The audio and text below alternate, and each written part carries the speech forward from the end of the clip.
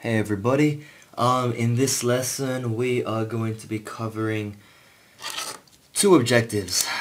I believe, yes, two objectives. The first is one that we're not gonna touch on it in a great deal, but we are going to look at it very quickly, and that's normal distributions. You will cover this in statistics, but it is important that it's just that we touch on it so we can see the context of variance that we covered last lesson, and we're also going to look at geometric returns and average. Okay, another average, but a very important one.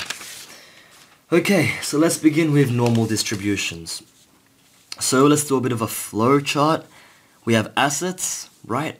And assets give returns. We know that. Equities, they give returns. Now an important question is the variability of these returns, right? And we learned that there are tools such as variance and standard deviation which can put a number to how our returns vary. Now that we know the spread of our numbers, another question that we want to address is this. What is the probability? What is the probability that returns will lie in a specific range? So that's what we're interested in now. Okay, what's the probability that the spread between numbers have made the returns space out in a specific way, and furthermore, can we establish a range and find the probability of those returns being in that range? Okay, and that's where normal distributions comes in. Why?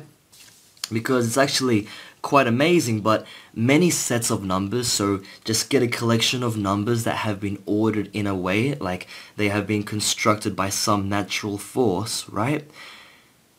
It's a fact that many sets of numbers in nature follow what is known as a normal distribution. Okay? Now, returns on assets may roughly follow a normal distribution curve, and this is actually the case. Like things like bonds, if you just look at the returns from bonds, they roughly follow a normal distribution curve. Okay, and what does that mean?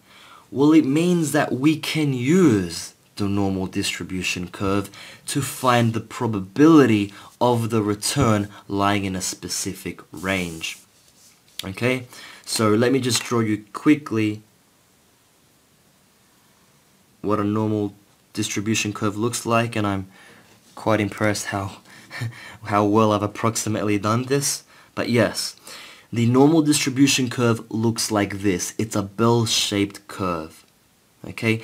And even exam marks are said to follow this normal distribution, okay? Now on the x-axis we have the returns, okay? So we're going to have some value of returns that are scattered all across this x-axis, okay? In the middle though, one might say, it's got to be 0 because that's what we learn in maths. By convention, we say this is the origin and therefore it must be 0. But no, we like to call the origin, the center, the mean. Okay, the mean, the average. And the y-axis tells us what's the probability of our return being that many units away from the mean. Okay, for example, they were saying that the probability of the return being at the average, the probability should be 1. Okay, because probabilities are always between 1 and 0, remember that?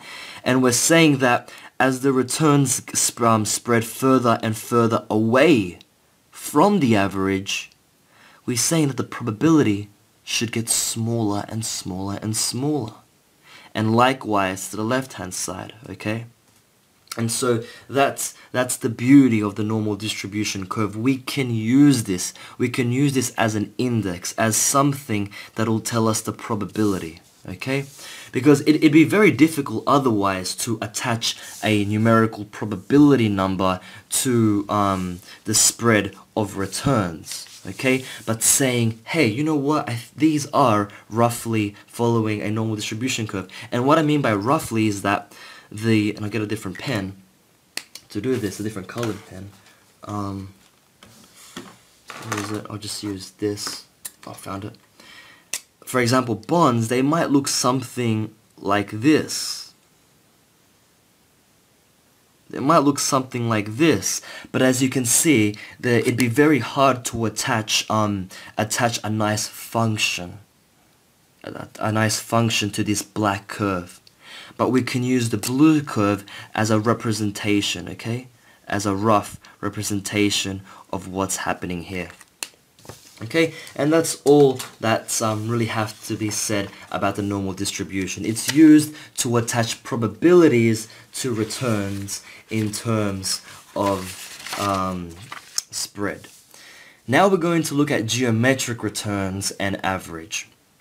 Okay, now we know that the arithmetic return, okay, the arithmetic return is given by this.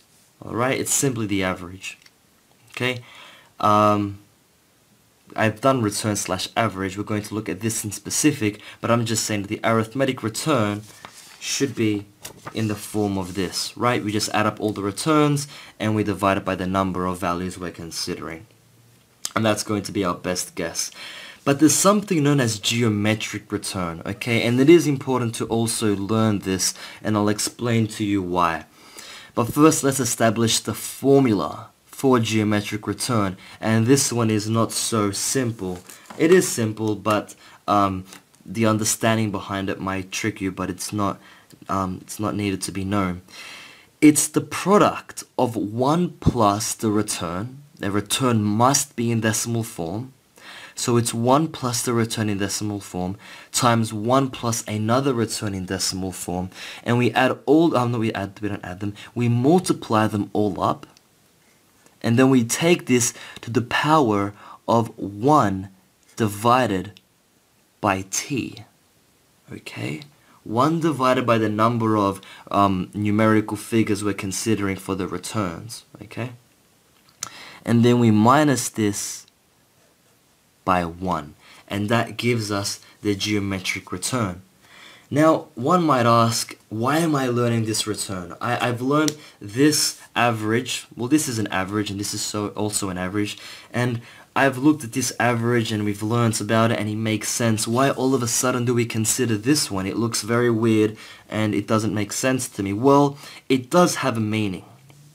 Okay, basically, it considers the dependency of the returns, okay? Because more or less one return can be dependent upon the other, and we have to consider that in our calculations sometimes. If there's a 50% drop, but then where we happen to go to 100%, as in, let me just draw it up right now. Sorry for that bad explanation. Let's say we start here at 0, and we go back, let's say, minus 50%, okay? But all of a sudden, we've gone up 100%, okay? And we're back at 50%, right? See how we're analyzing the correspondence, the dependence of where we relatively were, okay? And that's what geometric return does, alright? It considers the dependency upon two returns. This one, on the other hand, it just takes the straight, hard, cold values, add them all up, divide them, you're done. But we also want to say, okay, hey, I got a return, but how is that relative, where does it stand relative to the other? Okay? Now, geometric return will always be less than or equal to average return. That's a fact as well. Now, let's do an example, okay? We have our returns as this over the next 3 years, and I want to calculate the arithmetic return and the geometric return. So let's do this. Arithmetic return is fairly straightforward. 5% minus 2% plus 7% divided by 3. That's going to be equal to 3.33%. Straightforward. And geometric return, well, that's going to be equal to 1 plus 5%. You can put it straight as decimals, but if you're not going to put it as decimals, make sure you put your percentage sign, times 1 plus minus 2% times 1 plus 7%. And we take this all to the power of a third and we minus it by 1.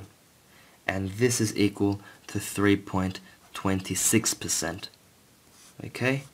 We're using the same numbers, but notice how our averages are in fact different, and that the geometric return is less than the arithmetic return. And we'll conclude our lesson there. Cut study time with concise video summaries by top students. Visit spoonfeedme.com to view more free videos in this course and hundreds of others.